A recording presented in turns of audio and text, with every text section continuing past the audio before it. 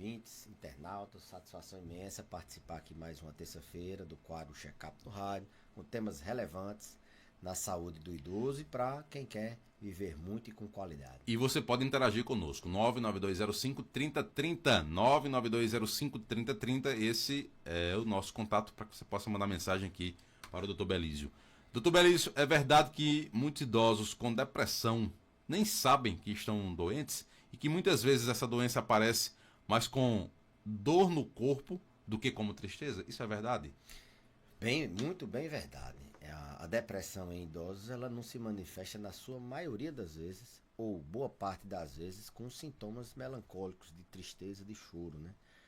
Se manifesta geralmente, aliás, não é geralmente, mas se manifesta na maioria das vezes também com sintomas físicos. É característico da depressão em idosos esses sintomas físicos, como por exemplo a dor que você falou, aquele idoso cheio de dor, que não melhora com nada, aquele idoso que faz os exames e essa dor não tem nenhum respaldo, nenhuma alteração em estrutura que a gente possa achar que é uma dor física, assim vamos dizer, e na verdade essa dor é uma dor, eu sempre digo, uma dor da alma que está transbordando com o sintoma físico. Então, é bem comum. Os idosos, eu atendo quase que todo dia esse perfil de paciente que vem com queixas inespecíficas, sintomas físicos que não são característicos de uma doença, porque a maioria das doenças ela tem aquelas características próprias, né? Então é aquela dor que não passa, que já revirou exame, passou por muito médico e sobe, desce, a gastrite, nervose, daqui a pouco ele pula para um outro sintoma que não tem muita característica de uma doença. Então a depressão ela pode sim se manifestar com sintomas físicos. A depressão idosa ela é um pouco diferente, ela se manifesta também com choro, com melancolia, mas ela é muito comum, aqueles sintomas, principalmente aqueles sintomas que não melhoram com nada. Já passou por diversos especialistas e o paciente idoso ele se manifesta, você vai atrás, aprofunda, conversa e você vai atrás e vai ver que é uma depressão. Aquele idoso, por exemplo, que não só sintoma físico, mas que era alegre, feliz, agora está muito irritado, muito reclamando, está meio isolado e ele vai começando a se perceber mais, vai dizendo que está doente, que tá isso, tá aquilo. Então é bem comum, Geraldo, os idosos sentirem a dor da alma, né, que é a depressão, e transbordarem com sintomas físicos, né? Sintomas no apetite, sintomas, como eu falei, de dor, sintomas na memória. É muito comum o idoso que tem depressão ser esquecido, ter a queixa cognitiva como uma primeira queixa, né? Então a sua pergunta foi bem válida nesse sentido. Existe uma explicação específica por que a depressão causa dor? Não, na verdade, dor e depressão são coisas que andam juntos, né? A gente sabe que o limiar de dor, ou seja, aquele gatilho que você tem para acionar a sua dor, ele é menor. Você aciona esse gatilho com mais facilidade. Então, o idoso que tem depressão, ele tem esse gatilho de dor acionado com mais facilidade, porque o limiar de dor dele é menor. Uma dor que ele só teria, vamos supor, de 0 a 10, quando chegar assim 8, 9, ele vai ter quando esse gatilho chegar em 5, ele já é acionado, ele já tem dor. Então, um dos motivos é essa diminuição do limiar de dor, do gatilho ficar mais fácil de ser acionado. O outro é a percepção de dor, né? Um paciente que está com o humor alterado, humor deprimido, tem um outro transtorno do humor, um transtorno de ansiedade, por exemplo, ele tem uma percepção de dor alterada. Eu costumo dizer, já falei, eu acho que em outros programas, sobre aquela questão da topada. O paciente, quando está num dia muito feliz, por exemplo, um torcedor anti-Flamengo, domingo, que comemorou a vitória do Bahia, Foram poucos. ele ficou tão feliz que se ele sofresse uma topada, aquela dor da topada ia passar despercebido. Entendeu? A percepção daquela dor dele ia ser uma percepção de dor muito pouca. Já o torcedor do Flamengo, que já é o contrário, que perdeu o jogo, qualquer topadinha ia ser uma dor lancinante. Então, essa questão de percepção de dor, o paciente que está com depressão, fica alterado. Ele amplifica a dor, ele tem uma amplificação de dor. Então, se ele está triste, deprimido, ele vai sentir a dor muito mais intensa, ele vai sentir mais dores, vai ter mais percepção de dor do que o normal. Então assim, se justifica por esses dois motivos. O limiar de dor que está mais baixo e a percepção de dor dele que está alterada. Ele com esse humor deprimido. Bom, quais são os melhores caminhos, né, para tratar? O tratamento ele vai seguir pela dor física ou pela depressão? Qual dos dois? Ou é os dois simultaneamente? Boa pergunta, porque assim, não é que depressão dá dor sem nada não. Ela sim, o paciente tem dores inespecíficas, mas aquele paciente que tem uma doença que causa dor, como por exemplo a osteoartrose, esse paciente ele tem também que ser tratado da osteoartrose. A dor dele, da artrose, do joelho, por exemplo, ela é amplificada, como eu falei anteriormente, mas aí você tem que fazer um modulador de dor. O paciente que tem depressão e tem queixa de dor, independente dele ter lesão ou não, a dor dele é maior. Então aí você vai ter que fazer um modulador de dor que geralmente é um antidepressivo e tratar a artrose também. Então a gente trata as duas causas quando tem uma lesão física. É uma dor na coluna, porque esse paciente tem uma escoliose e ele é deprimido também, ele tem depressão. Lembrando que dor é um fator de risco para você ter depressão. Quem tem muita dor tem mais risco de ter depressão. E a depressão como eu falei anteriormente, ela precipita dor. Então uma coisa alimenta a outra. Então, respondendo a sua pergunta, Geraldo, o tratamento dessa dor que tem uma origem de alguma lesão, de alguma alteração, é uma dor na coluna, dor lombar, é uma dor no joelho, é uma dor de cabeça, é uma dor no pescoço, é uma dor abdominal. Se tiver alguma estrutura afetada, você tem que tratar a origem da lesão, a origem da causa da dor, mas você também, no caso de paciente que tem depressão, você também tem que tratar a depressão dele, senão ele não melhora 100% daquela lesão. Ele vai ter uma percepção de dor muito, muito aguçada, vai sentir dor com muito mais facilidade, vai ter um limiar de dor mais baixo e o seu tratamento da lombalgia, da dor na coluna, às vezes não vai funcionar 100% porque esse paciente tem depressão. Na verdade, qualquer doença dele vai ser descompensada, né? Vai ter dificuldade de adesão ao tratamento. É um paciente cardiopata, toma remédio para o coração, precisa fazer uma atividade física, ele não vai aderir porque ele tem a depressão. Você tratar a depressão, você vai estar ajudando a ele aderir ao tratamento do coração. O paciente que tem diabetes, ele não tem ânimo, não tem motivação para seguir o tratamento do diabetes, para fazer sua dieta, fazer sua atividade física, ou mesmo se interessar para ir ao médico com frequência, a cada 3 meses ou a cada 6 meses, fazer seus exames. Esse paciente com depressão ele vai ter mais dificuldade, então ele vai descompensar doenças outras. Um dos grandes objetivos de você tratar a depressão em idosos, essa depressão em pacientes que têm multicomorbidades, é você também ajudar as outras doenças.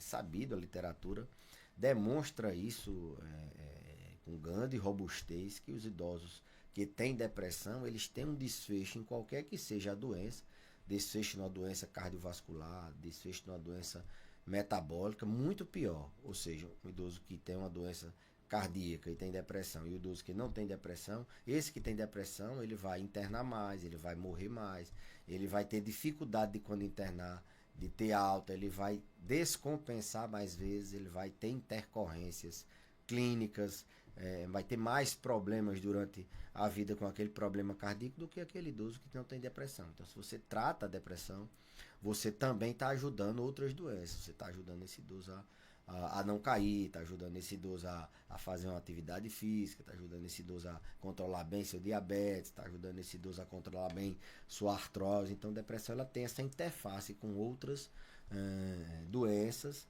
é uma doença que a gente diz na mente, mas que tem sintomas físicos bastante documentados, bastante vistos na prática da gente. Tem pergunta aqui inclusive sobre o tema, vamos ouvir. Belize, bom dia. Estou lhe ouvindo em Natal, mas me tira essa dúvida. De que vem a depressão e a ansiedade? E aí, doutor? Bem, agradecer aí os ouvintes de Natal. A depressão, ela tem um escopo de causas bastante diversificado, né? Tem um componente genético, né? As pessoas que são de família nervosa, assim vamos dizer, são de família que tem transtornos do humor, tem outras pessoas com depressão, com ansiedade. Essas pessoas elas têm um risco maior. Então pode vir daí, da origem genética, ter uma origem genética, assim, ter uma causa genética. Mas também depressão pode acontecer por outros fatores. Você ter ali um organismo mais vulnerável a ter depressão, por exemplo, um paciente que tem dor crônica, né? E esse paciente tem um luto, tem uma perda, esse paciente tem um estresse por dívidas, esse paciente tá tendo um problema familiar, perdeu o cônjuge, ou o neto fez algum empréstimo na sua conta, sofreu uma violência, então esse paciente ele pode ter a origem, assim, pode ter um fator estressor, um fator secundário levando a depressão, desencadeando a depressão. Tanto pode ser desencadear uma crise, a primeira crise, que é mais difícil no idoso. Idoso, quando ele tem a primeira crise de depressão já na terceira idade, a gente tem que até pensar em outras doenças. Geralmente ele já teve alguma outra crise, mesmo que tenha passado despercebido, ele já deve ter passado por alguma experiência nesse sentido. Então, de origem pode ser, como eu falei, tem herança, pode ter fatores precipitantes como dor, como doença cardíaca, como outras doenças, por exemplo, doença de Parkinson, metade dos pacientes tem depressão, Alzheimer, boa parte dos pacientes evolui no curso da doença com depressão, mas a causa assim, cerebral, fisiopatológica não é tão bem conhecida. Sabe-se que o paciente com depressão ele tem uma alteração nos neurotransmissores, né? São elementos que a gente sabe que estão diminuídos no paciente que tem depressão. Inclusive o tratamento ele aumenta esses níveis de neurotransmissores na fenda sináptica dentro do cérebro. Então a causa pode ser porque você tem uma herança, é geneticamente predisposto, ou você passou por um fator estressor que desencadeou, você tinha um risco médio, baixo, e você passou por um evento que desencadeou essa crise. Se você tem, a gente sempre recomenda, olha, tenha cuidado dos fatores de risco para determinada doença. A depressão não é diferente.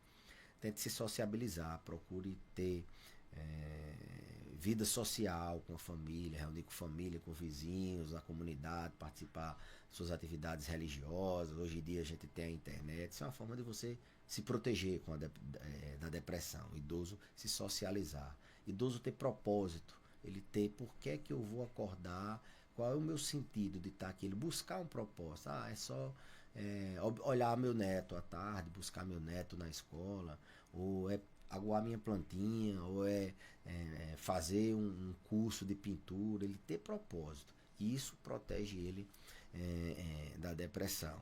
Tratar doenças crônicas. Os idosos que têm doenças crônicas, como eu falei anteriormente, diabetes, hipertensão, Parkinson, AVC, sofreu de AVC, tem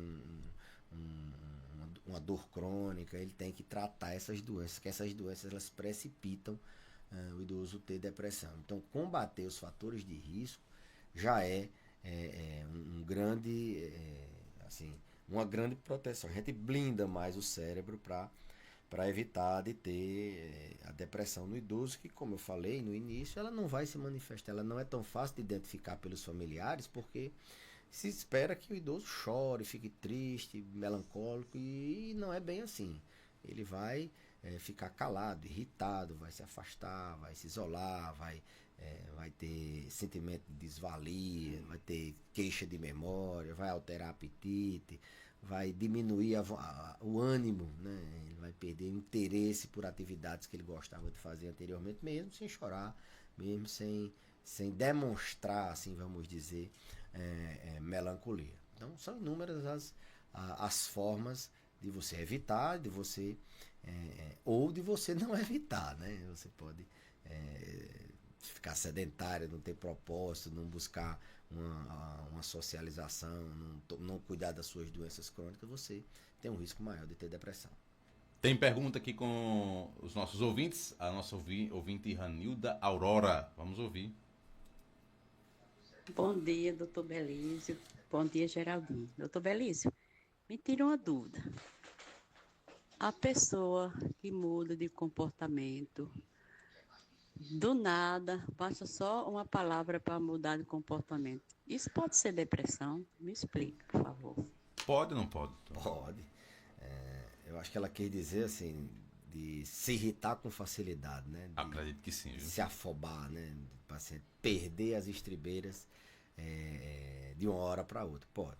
Esse paciente ele tem um humor irritadiço. Um dos critérios para a gente identificar, classificar, diagnosticar depressão, principalmente em idosos, é a irritabilidade.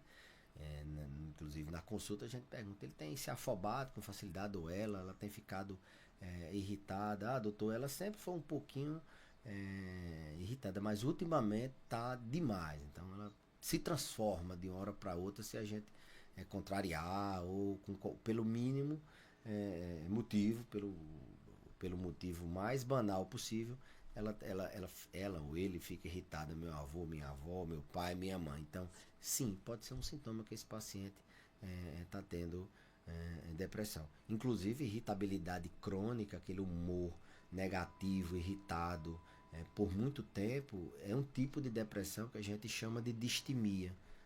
Não cursa com a melancolia, não, cursa com irritabilidade, aquela pessoa ranzinza, rancorosa, que é negativa, raivosa por muito tempo. Isso a gente pode pensar num diagnóstico do tipo distimia, que é a irritabilidade crônica, é um tipo de depressão. Aqui o ouvinte faz uma pergunta curiosa, diz o seguinte: é verdade que se ter a vitamina B12 em níveis baixos pode levar à depressão? Olha, a vitamina B12 ela tem uma função na transmissão nervosa, principalmente no sistema nervoso periférico. De longe, de muito longe, é a causa de depressão. Ninguém fique suplementando vitamina B12 achando que vai se proteger da depressão, que isso a gente não tem evidência na literatura que respalde isso. O que a gente tem é que pacientes com níveis de vitamina B adequados, eles têm um risco menor. Então, assim, na verdade, uma hipovitaminose B, para ela causar sintomas, além da depressão, ela tem causado outros sintomas muito mais graves, né? Uma vitamina B muito baixa, abaixo de 100, por exemplo, ela pode causar perda da mobilidade, o paciente ter sintomas periféricos de movimentos involuntários, tremor, ter desorientação, ficar desorientados. Só que vitamina B muito baixa assim, para dar esses sintomas, né, não é tão comum. E a reposição da vitamina B, ela precisa ser feita com um alvo, né? É um paciente que ele tem um risco de hipovitaminose B, por exemplo, ele toma algum medicamento que cause a depressão de vitamina B, como por exemplo alguns medicamentos para diabetes, alguns medicamentos para o próprio Parkinson, eles podem depletar, podem diminuir os níveis de vitamina B. Mas daí a esse paciente ter sintoma é uma causa, é uma coisa que a gente tem que pensar bem em repor, não. Mas sim, a pergunta de longe é a principal hipótese que a gente vai ter. Embora toda sintoma, toda doença psíquica, a gente primeiro tem que afastar alguma causa clínica. Por exemplo, hipotireoidismo, hipertireoidismo pode causar depressão. Você trata a tireoide, você pode ficar bem da depressão. Então, doenças clínicas, às vezes, a depressão ela é secundária a essa doença, não a depressão idiopática que a gente diz. Então, antes de se instituir um tratamento, algumas perguntas a gente faz ao paciente, se ele já teve depressão antes, se ele já tomou algum medicamento antes, se esse medicamento deu certo, se na família tem alguém, se ele já teve alguma ideação de autodestruição. Isso faz com que a gente possa ponderar e pede alguns exames para afastar doenças que podem causar depressão nesse paciente. Dentre esses exames, um deles realmente é a vitamina B12, mas é muito raro, viu, ter depressão por hipovitaminose B12. Recomendo os pacientes na dieta suplementar essa vitamina B12 com carne vermelha, não em excesso, mas tomate, alimentos que possam, fígado de boi, alimentos que tenham a vitamina B12. Muito bem, doutor Belísio, muito obrigado pela participação e até a próxima semana aqui no Panorama 95. Eu vou poupar o senhor aqui por questões óbvias, né? Depois a gente fala de futebol, não precisa, né? Tá tranquilo, ou você acha que a gente tava achando que era melhor do que o Bahia? Não, uma derrota tranquila, tranquilo demais, parabenizar o Fluminense, o Palmeiras que avançaram aí, mas no Brasileirão, segue, né? no Brasileirão, Segundo... aqui no Brasil, segue o líder. Pois é, segundo os nossos ouvintes,